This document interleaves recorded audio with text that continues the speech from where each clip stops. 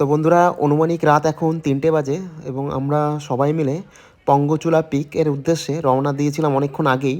কিন্তু যাওয়ার পথে যখন আমরা কুয়ারি টপ পার করে আরও কিছু বেশ কয়েক কিলোমিটার যাওয়ার পথে যেখান থেকে আমাদের বরফ স্টার্ট হয়েছে এবং সেইখানে আমাদের জুতোর মধ্যে স্পাইক লাগানোর কাজ চলছে।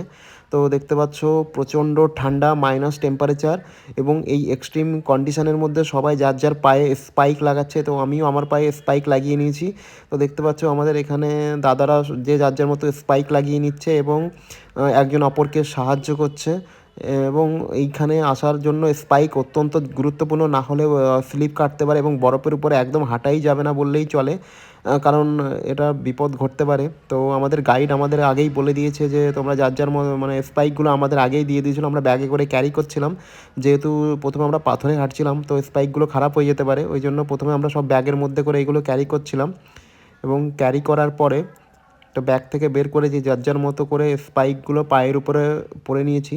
এবং এটা রবার জাতীয় ম্যাটেরিয়ালে তৈরি এবং নিচে লোহার কাটা জাতীয়, যেগুলো বরফের মধ্যে খুব সুন্দর গ্রিপ তৈরি করে। তো দেখতে পাচ্ছ যার যার মতো রেডি হয়ে গেছে এবং আমার বেশিক্ষণ সময় লাগেনি যেহেতু আমি প্রথম দিকেই ছিলাম। এবং এরপরে দেখো সবাই একসঙ্গে রেডি হয়ে একসঙ্গেই আমরা চলা স্টার্ট করব। এখান থেকে দেখতে পাচ্ছ বরফের কিছুটা ছোপ তোমরা দেখতে পাচ্ছ। তারপরে এরপর থেকে পুরো আমাদের বরফে চলতে হবে টানা 2-3 ঘন্টা এবং তারপরে আবার বোল্ডার আমাদের অতিক্রম করতে হবে।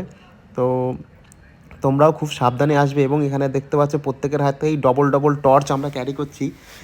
হেড টর্চ ছাড়াও হাতে আমরা টর্চ ব্যবহার করছি। তো দেখতে পাচ্ছ এইখানে দেখো বরফ স্টার্ট হয়ে গেছে এবং বরফের মধ্যে আমরা অলরেডি হাঁটতে শুরু করে দিয়েছি। আমাদের 2-3 জন সাথী যারা যাচ্ছিল তারা অলরেডি অনেকটা সামনে এগিয়ে গেছে এবং আমরা টর্চ জ্বেলে এইভাবে বরফের উপর দিয়ে হাঁটা স্টার্ট করেছি। তো দেখতে পাচ্ছ এখানে স্পাইকটা থাকাতে আমরা খুব সুন্দর আরাম করে এখানে উঠতে পারছি, নইলে আমাদের খুবই সমস্যা হয়ে যেত।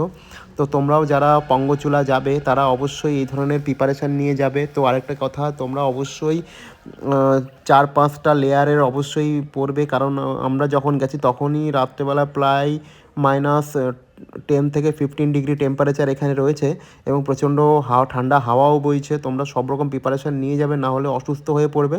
তো সামনে দিয়ে দেখতে পাচ্ছ গাইড এবং আমাদের অন্য যে টিম মেম্বারগুলো তারা সুন্দর করে ধীরে ধীরে পায়ে এগিয়ে যাচ্ছে। তো আশা করি ভিডিওটা ভালো লেগেছে, পরের ভিডিওগুলো দেখতে থাকো।